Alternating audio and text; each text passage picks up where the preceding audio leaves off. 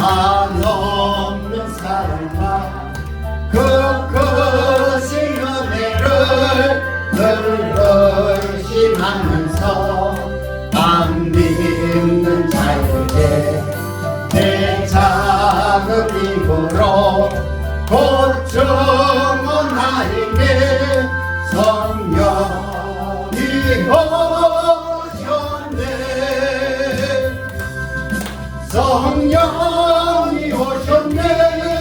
성령이 오셨네. 내 주님 보내신 성령이 오셨네.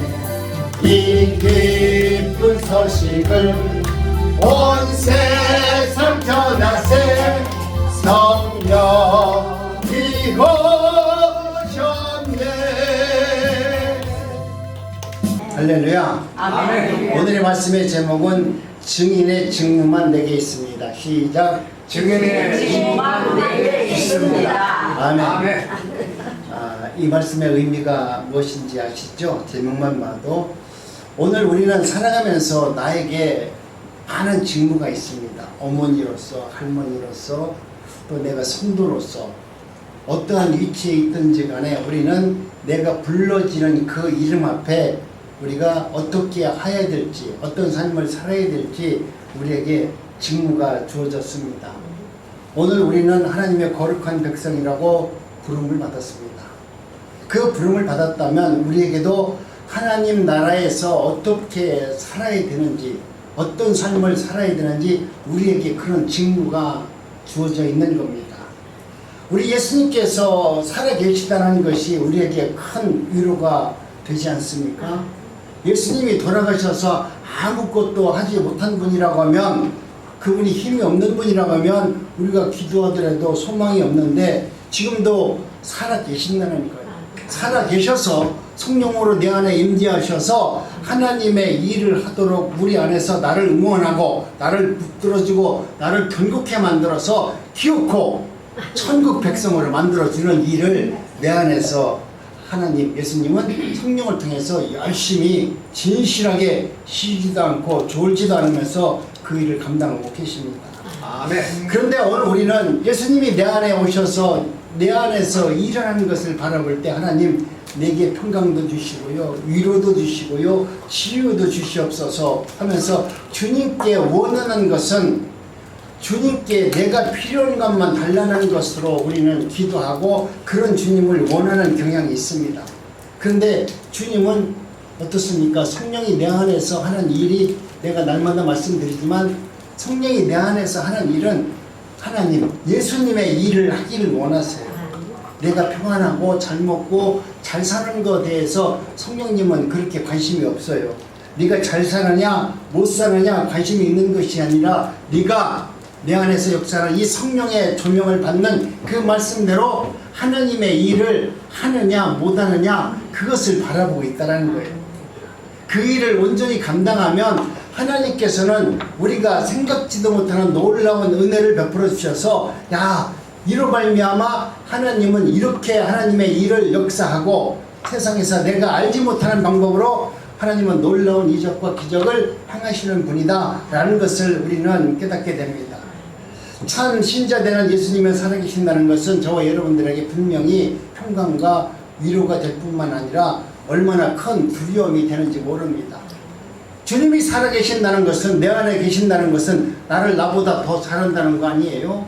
내가 주님 사랑해요, 주님 뜻대로 살기를 원해요, 입으로는 수없이 고백했는데 내 안에 계신 성령께서는 내 마음과 생각을 감찰하셔서 너는 입으로 말은 잘하는구나, 기도는 참 잘하네, 남들 앞에서 거룩한 척 하나님의 자녀인 척 잘하는데 정말 하나님이 원하는 그 일에 네가 정말로 동참하고 그 일을 생명의 말씀으로 받아들여서 그 일을 성취하려고 네 자신을 내려놓고 나의 모든 것은 하나님의 것입니다 라고 하는 그 진실한 마음이 담겨져 있느냐?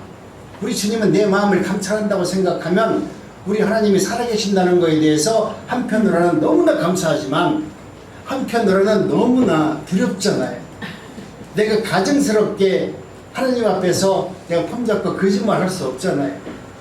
그렇기 때문에 예수님이 내 눈에 보이지 않는다고 해서 저와 여러분들은 함부로 행동을 해서는 안 됩니다. 그러나 특히 오늘 우리들에게 목회나 교회들이 정말 하나님 앞에서 얼마나 진실된 말을 하고 성도들과 이루어서 하나님의 일을 해 나가는지 하나님은 너무나 잘 알 것입니다. 오늘날 많은 교회는 이루와 평강을 외치면서 주님을 두려워할 줄 모르고 자신들이 원하는 목회 방향대로 자신의 뜻대로 성도들과 함께 어쩌면 세상에서 어떻게 하면 잘 살까, 어떻게 하면 복을 받을까, 여기에 대해서 집중하면서 살아가는 것 같습니다.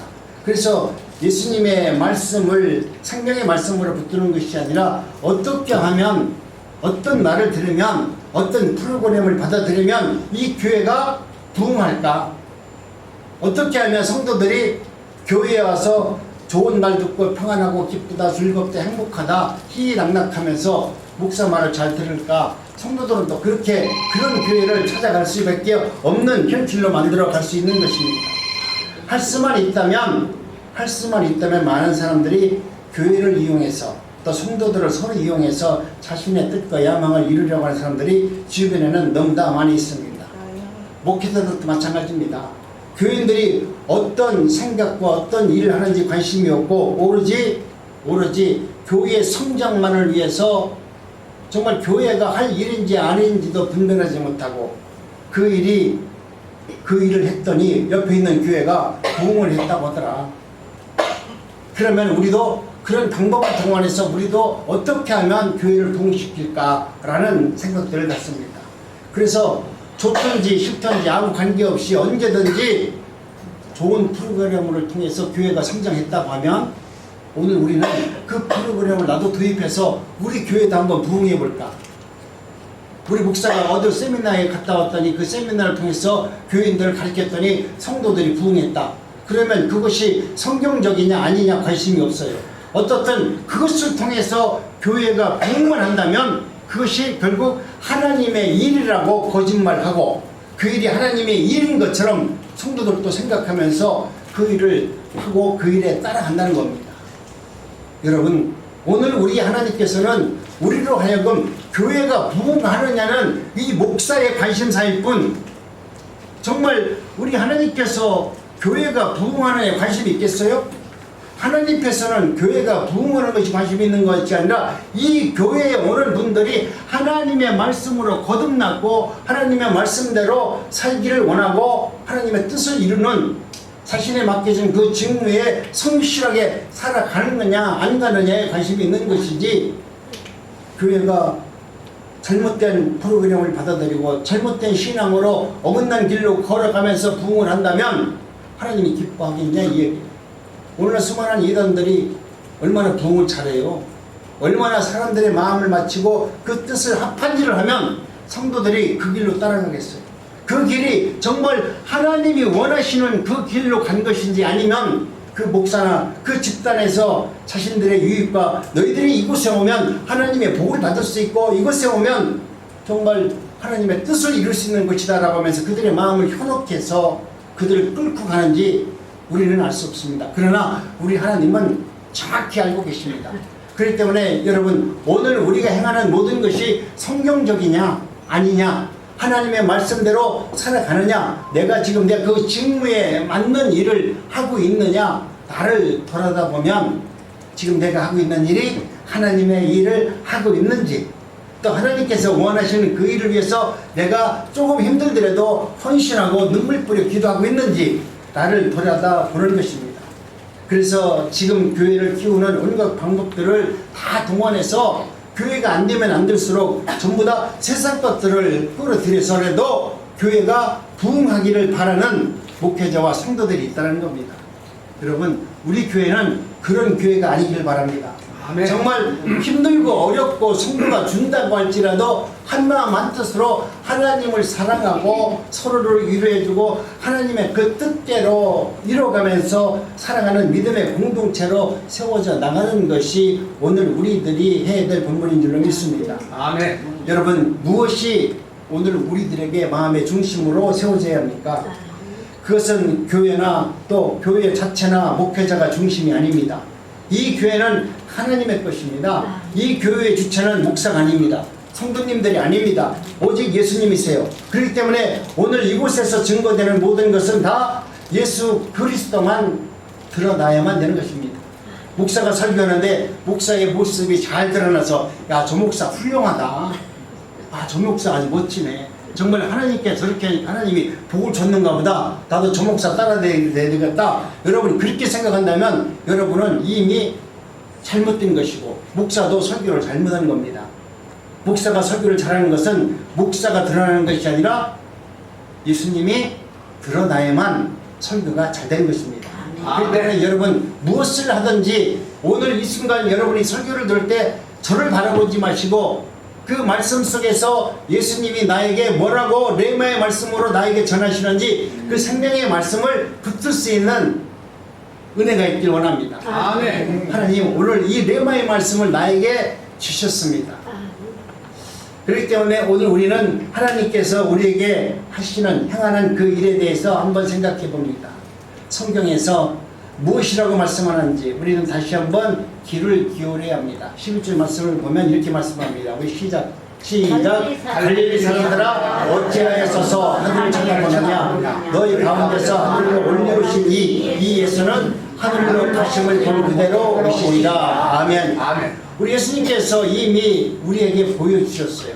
나는 이렇게 와서 너희들에게 부활한 몸으로 와서 너희들에게 하나님의 나라가 무엇인지에 대해서 복음으로 증거하셨어요.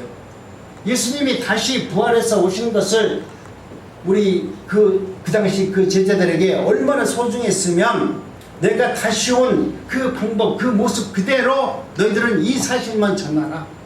너희들이 나를 십자가에 달려 죽은 그 예수가 그리스도가 되었다는 것을 증거하고 부활하셔서 다시 생명으로 우리에게 오셨고 또 이 오신 모습 그대로 내가 천국으로 올라갔다가 다시 그 모습으로 돌아온다는 것을 지금 알지 못하는 이스라엘 백성들에게 유대인들에게 예수의 복음을 증거하는 자가 되어라 라고 이렇게 말씀을 하는 것입니다. 창세기 1장 1절에 보니까 최초의 천지를 창조하신 분이 바로 하나님 여호와시라고 말씀을 합니다. 그렇다면 오늘 저와 여러분들께서도 하나님께서 왜 예수님을 살리셨을까? 살리실 뿐만 아니라 우리 예수님께서 왜 하늘 보좌 우편에 앉으셨느냐 이 말이에요. 우리 이 땅에 보내시기까지 우리 예수님을 하나님 보좌 우편에 앉으셔서 하나님과 함께 이 나라를 통치하는 메시아로 삼아주셨다는 겁니다.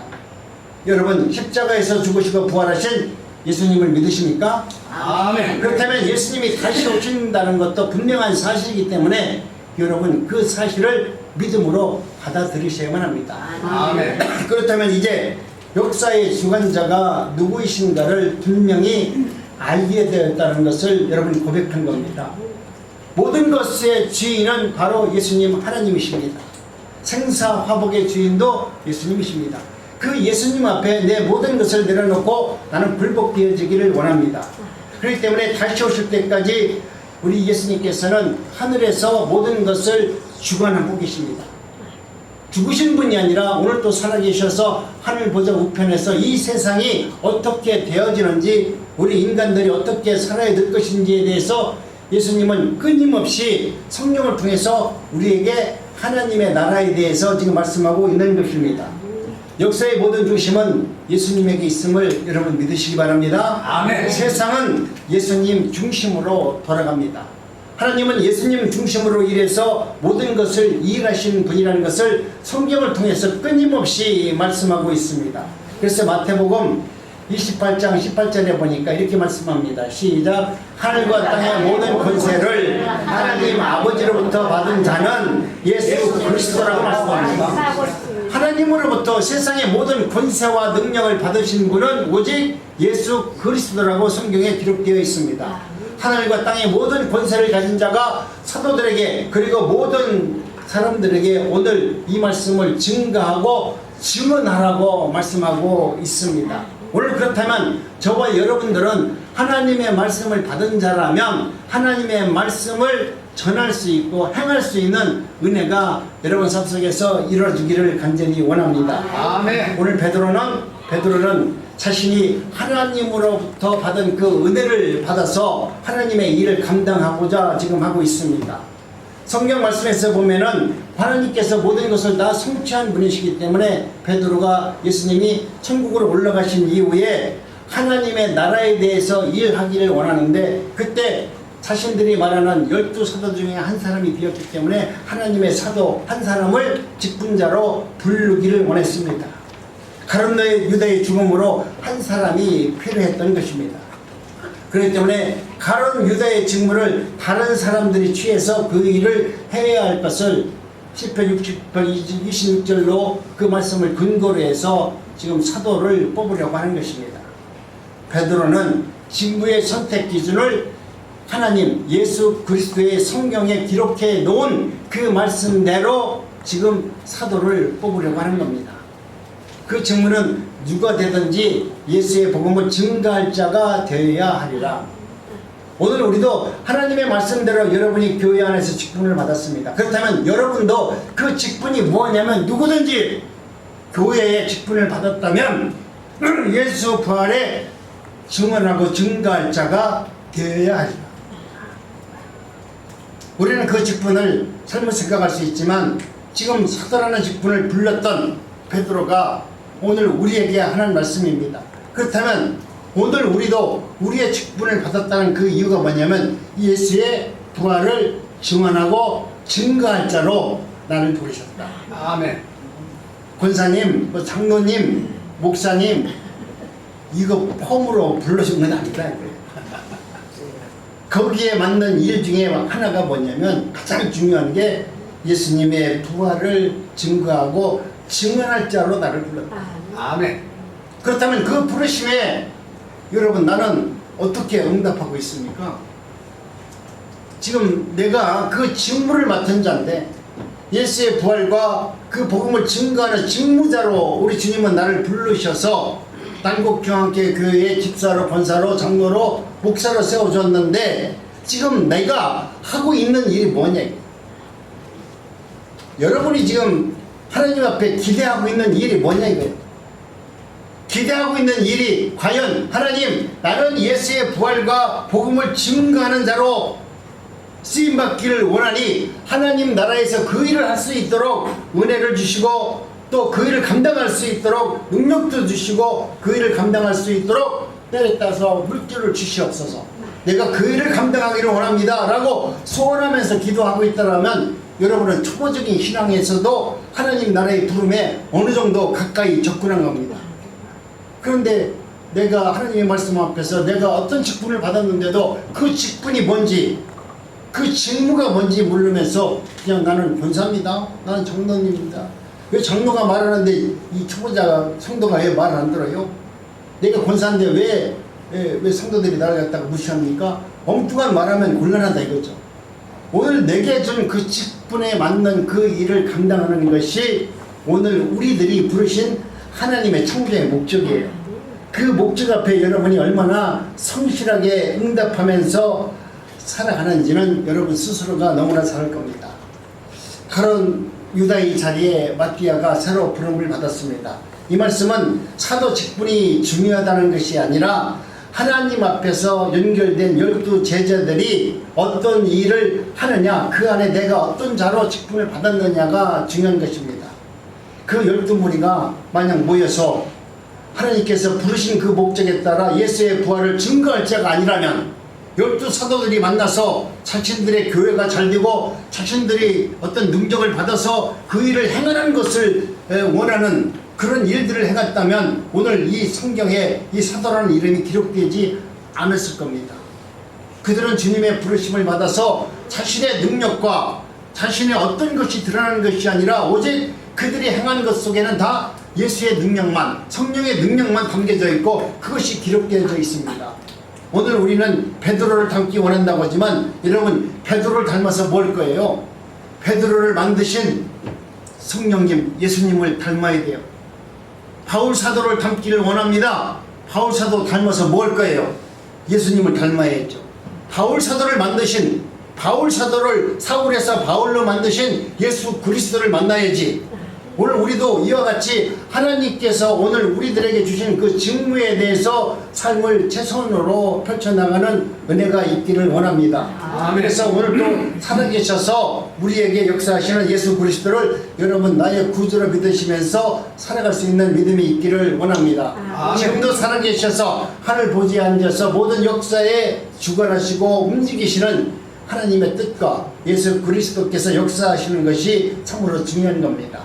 오늘 우리는 역사의 중심과 사역의 중심, 삶의 중심을 예수님으로 보고 여러분이 그 안에서 살아가고 있느냐. 이것이 참 중요한 말씀이죠.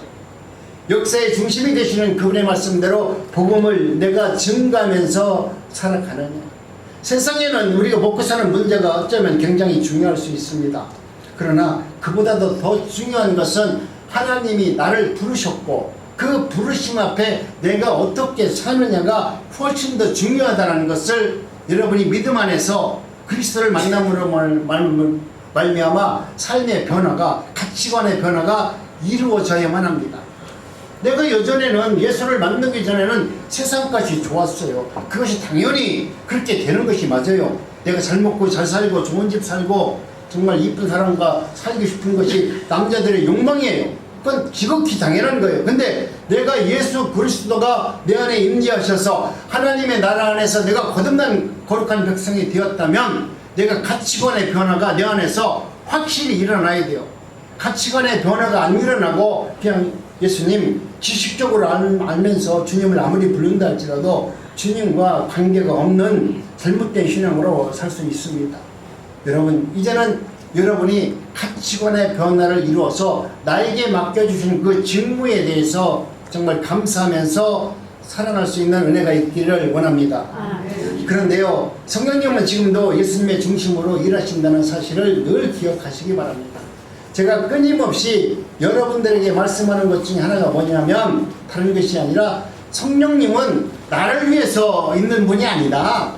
예수님의 나라를 세우기 위해서 내 안에 오셔서 나를 다스리는 분으로 오셨지, 내가 필요하니까 성령님을 통해서 내가 뭔가 이루려고 하나님 도와주세요 오니까 하나님께서 그래 내가 너 도와줄게 그러면서 성령님을 보내줄 건 아니다 이거죠. 성령님은 이미 예정된 택한 백성에게 찾아오셔서 하나님의 나라의 일을 선택합니다. 그런데 중요한 것은 가룟 유다도 하나님의 부름을 받았어요. 부름을 받았기 때문에 하나님의 일을 하시는 거 아닙니까? 그런데 그 부름을 받았음에도 불구하고 하나님의 말씀대로 살지 못하고 내 마음대로 내 생각대로 내 뜻대로 세상의 유혹을 받다 보니까 내 마음속에 죄가 쏙 들어오는 거예요.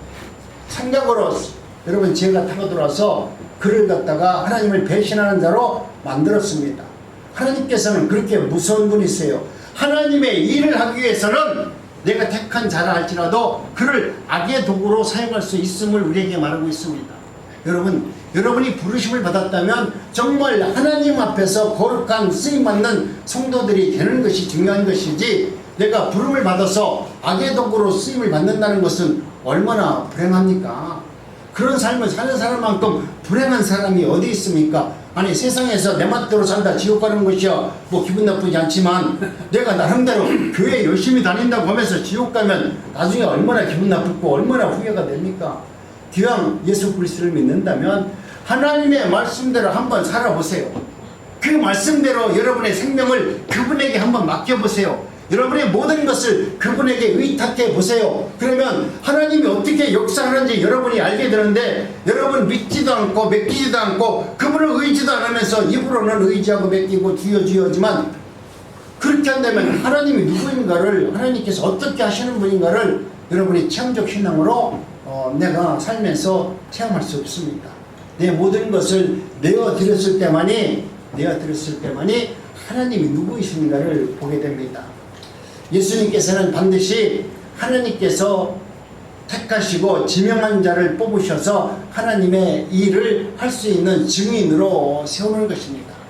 예수님께서는 생명의 역사로 그렇게 하나님의 일을 하도록 만드십니다. 하나님이 그렇게 나를 부르셨다면 나를 가만히 놔두는 것이 아니라 하나님께서 원하시는 그 일을 할 수 있도록, 은혜로 감당할 수 있도록 충만한 사랑과 은혜를 주는 거예요. 하나님이 날 불러놓고 그 일을 감당하라고 하면서 맨날 눈물 뿌려가면서 아이고 하나님 내가 그 일을 하기 위해서 오늘도 금식했어요. 내가 그 일을 하기 위해서 내가 이렇게 했어요. 이렇게 하라고 뿌려놓은 게 아니다 이거예요. 하나님은 내게 은혜를 주셨다는 것이 뭐냐면 내가 가난해도 부유한 자같이 살 수 있는 삶을 주셨다는 거예요. 내가 병들고 연약해서 아무것도 못할 사람인데도 불구하고 하나님은 은혜를 줘서 감사하는 마음으로 그 일 앞에서 찬양할 수 있는 능력과 사랑과 은혜를 주신다는 거예요. 아멘. 그것이 하나님의 놀라운 은혜예요. 은혜를 받은 자요. 여러분은 은혜를 받은 자여입니다. 아멘. 은혜를 받은 자는 모든 것을 감당할 수 있는 능력이 있어요. 아멘. 지금도 감당할 수 있고 삶의 모든 것을 내가 다 감사로 기쁨으로 감당할 수 있는 능력이 뭐냐? 그것이 하나님의 은혜 받은 자의 삶의 모습입니다. 아멘. 하나님은 그렇게 오늘 우리들에게 은혜를 주셨습니다. 그렇기 때문에 우리가 세상에서 잘났냐 못났냐 배웠냐 못 배웠냐 상관없이 우리에게 성령을 주셔서 우리 하나님께서는 반드시 나를 성령의 하나님의 증인으로 증언자로 세워주십니다. 아멘. 이는 예수님 자신의 의지와 열심으로 그렇게 만들어주세요. 그러니 여러분 주님을 의지하세요. 주님께서 그렇게 하신다는 확실한 믿음 안에서 날마다 기뻐하며 감사하며 그렇게 주님을 맞이하세요. 그러면 아멘. 여러분 모든 인생과 삶 속에서 하나님이 누구이신가를 반드시 여러분 삶 속에서 드러내 보여줄 겁니다. 우리에게는 이제 예수 그리스도가 우리의 삶 속에서 어떻게 역사하는지 성경을 통해서 말씀합니다. 교회의 지체로서 주님을 증거하는 것입니다. 오늘 우리를 불러주신 것은 한 사람 한 사람이 교회의 지체로서 성령의 도구로서 우리는 하나님의 말씀을 증거하는 다시 오실 그 예수님을 증거하도록 우리에게 그런 직무가 그런 일을 하도록 하나님은 우리에게 주셨습니다. 아멘. 그렇기 때문에 오늘 우리는 내가 세상에서 살면서 하나님이 나에게 다시 오실 예수님을 맞이하라고 말씀하셨으니 그 말씀대로 살아갑시다. 여러분이 신부라고 말씀했어요. 예수님께서는 남자도 여자도 다 예수님의 신부라고 말씀하신 것은 신부같이 어떻게 예수님을 준비해야 될지에 대해서 말씀하고 있는 겁니다. 여러분이 신랑을 맞을 신부가 되었다면 어떻게 하셨는지 잘 모르겠지만 저는 신랑으로서도 신부를 맞이하려고 하니까 준비를 하게 되더라고요. 그런데 여자분들도 신부로서 신랑을 맞이하려고 하면 준비할 게 꽤 많죠? 그렇다면 정말 여러분이 예수님을 나의 신부로 맞이하기를 원하시고 그분이 오실 날을 기대한다면 오늘 신부로서 준비되어야 될 그 일을 준비하는 것이 아니라 그 일이 완성되어져 있어야 된다는 거예요. 아멘. 예수님이 오신 다음에 나 신부 준비합니다. 그때는 때가 늦은 거 아닙니까? 주님이 오셨을 때 내가 신부로서 완벽한 우리 예수님이 기뻐하실 기름이 준비되어져 있는 자가 되어져야지 아이고 그때서 아이고 기름이 떨어졌네 저 옆집에 있는 내가 순이한테 가서 얻어와야지 나하고 친했으니까 줄 거야. 그런 것이 아니다라는 것을 말씀합니다. 이제 오늘 우리에게는 하나님의 말씀 가운데서 우리에게 맡겨진 직무가 있습니다. 목표는 바로 그리스도의 몸을 세우는 일입니다. 오늘 우리에게 맡겨진 직무가 뭐냐면 예수 그리스도의 몸을 세우는 일이다. 아멘. 그분의 말씀을 세워주는 일이다. 그분이 다시 오신다는 것을 내가 증언하고 세워주는 일을 내가 하는 것이다. 우리 한번 합독합니다. 시작. 그가 혹은 사도로 혹은 선지자로 혹은 복음을 전하는 자로 혹은 목사와 교사로 주셨으니 이런 성도들을 온전케 하며 봉사의 일을 하게 하며 그리스도의 몸을 세우게 하시니라. 아멘. 오늘 우리에게 이와 같은 성령의 역사를 하시고 하나님의 일을 한다는 것은 우리를 온전케 해서 하나님의 일을 잘 감당하게 하기 위해서 우리로 하여금 예수 그리스도가 누구인지 그분을 세워주는 일을 하기 위해서 우리를 부르셨다라고 말씀합니다. 여러분 그날이 오게 되면 반드시 오늘 우리는 예수 그리스도를 이 땅에서 세상에서 나라는 존재를 부인할 수 있어야 돼요. 그 일을 감당하는데 나라는 존재가 드러나면 나는 왜 이래? 아니 저 사람 왜 그럴까? 세상과 사람을 보기 시작하면 반드시 시험거리밖에 안 나요. 내가 그 사람을 통해서 주님을 만나야 돼요. 나를 저격하고 나를 미워하는 사람을 통해서 하나님께서 오늘 나의 부족함을 저 사람을 통해서 나에게 얘기하시는구나. 내가 이런 쓴뿌리가 있구나. 이런 모습들이 나에게 있구나. 여러분 이렇게 받아들여야 되는데 아니 저것은 어떻게 된 게 맨날 나만 보고 지랄하네. 아니 할머니 얘기예요. 내가 험악한 얘기를 썼다고 뭐를 또 지랄해. 너무나 나만 보면 맨날 지랄해. 근데 그 지랄이 어떻게 보면 내가 고쳐야 될 거예요. 저분이 나의 선생이라고 받아야 될 말이 있을 수 있어요. 어떻겠으면 저 사람이 내가 생각지도 못한 저 천박하다고 생각하는 저 입에서 나를 갖다가 잘못됐다고 얘기하면 나라는 놈 얼마나 나쁜 놈인가 생각해 봐야 돼요. 여러분 내가 존경하는 사람이 잘못했다고 하면 아이고 예 맞습니다. 제가 부족합니다 라고 순종하죠. 근데 내가 존경도 하지 않고 내가 무식하다고 생각하는 저놈이 나를 갖다가 정죄하는데 여러분 생각해 보세요. 세상에서 내가 얼마나 나쁜 놈이면 그놈이 나를 볼까요? 우리 그렇게 생각합시다. 그렇게 생각하면서 나의 연약한 부분, 내가 고칠지 못하는 부분들을 고쳐내기를 바랍니다. 그것이 하나님이 오늘 우리들에게 하시는 말씀입니다. 그렇기 때문에 오늘 우리 인생에서 우리는 이렇게 한번 생각해 봅시다. 우리 하나님께서 야 누구야 너 어디로 가라 이렇게 말씀하셨다는 것은 하나님이 부탁되고 가라는 것이 아니라 하나님은 이미 그 길을 내시고 그 길을 걸어가라고 하기 때문에 우리를 하여금 가라고 말씀합니다.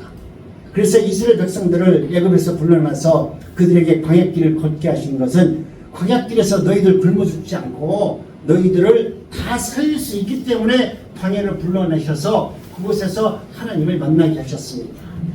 하나님께서 야 목사 김영애 너 이것 좀 해라 나에게 그렇게 말씀했다는 것은 우리 하나님이 나와 함께 한다는 거예요. 여러분 앞에 뭐라고 목사가 이렇게 하라고 말씀했다면 여러분 그 말씀 앞에 하나님께서 여러분 함께 하시니까 그 일을 기쁨으로 잘 감당하세요. 그러면 하나님을 경험할 겁니다. 하나님을 만날 겁니다. 이렇게 생각하자고요. 삶의 무게가 버거 넘어졌을 때 그것은 쓰러진 것이 아니라 하나님께서 나를 일으켜 세워주려고 하는 것입니다. 내가 아프고 상처가 있다는 것은 아파라는 것이 아니라 오늘 내가 그 상처를 통해서 하나님의 사랑이 무엇인가를 너로 하여금 깨닫게 해서 너로 하여금 하나님이 누구인가를 증거하도록 하기 위해서 너에게 이런 아픔과 상처를 주었다는 것을 여러분 오늘 그 말씀으로 잘 받아들이시기 바랍니다. 아멘. 내가 세상을 살다 보니까 나이가 먹으니까 느려지자는 거예요. 천천히 걷고 뭐 하는 것이 어눌하잖아요. 내가 느려진 것은 낙오하라는 것이 아니라 너 힘들고 어려울 때 나는 반드시 내가 내 옆에 있느니라 염려하지 말라 라는 말씀으로 받아들이세요. 아멘. 내가 약하다는 것은 아파하는 것이 아니라 우리 하나님만 의지하는 삶을 살라고 말씀하는 것입니다. 오직 하나님만 바라보라는 말씀이에요. 아멘. 눈에 보이는 현실을 판단하면서 실패할 수밖에 없는 그런 인생 속에서 세상을 바라보지 말고 이제는 오직 예수 그리스도만 바라볼 수 있는 믿음이 여러분 삶 속에서 주님은 있기를 원합니다. 여러분 이제는 우리의 삶 속에서 나타나는 수많은 세상에 되어지는 일들을 통해서 하나님은 오늘도 역사하세요. 그런데 오늘 그것이 여러분이 하나님의 말씀이라고 붙들지 못하고 그냥 나에게 어쩌면 목사님이 책망하는 듯이 말하는 것처럼 들을 수 있다라고 하면 여러분은 아직 주님께서 여러분에게 그 마음을 터치 못했습니다.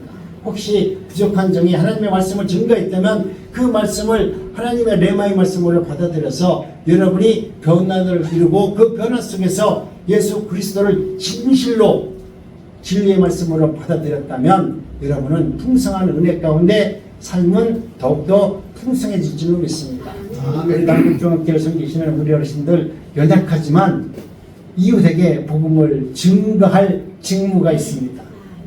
나에게 그냥 교회 나와서 찬양 잘하고 교회 다니면서 그냥 은혜 받으라고만 준 것이 아니라 오늘 우리는 부활의 증거를 할 수 있는 증언자를 불렀기 때문에 세상에 나가서 그 말을 들을 수 있는 자들에게 복음을 증거할 의무가 있습니다.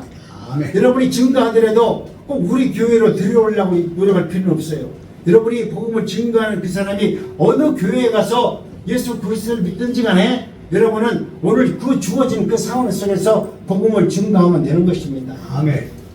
오늘 뭐 어디야 여기 노인정에 가서 우리 난곡중학교에 가자 그러면 시험권이 생기죠.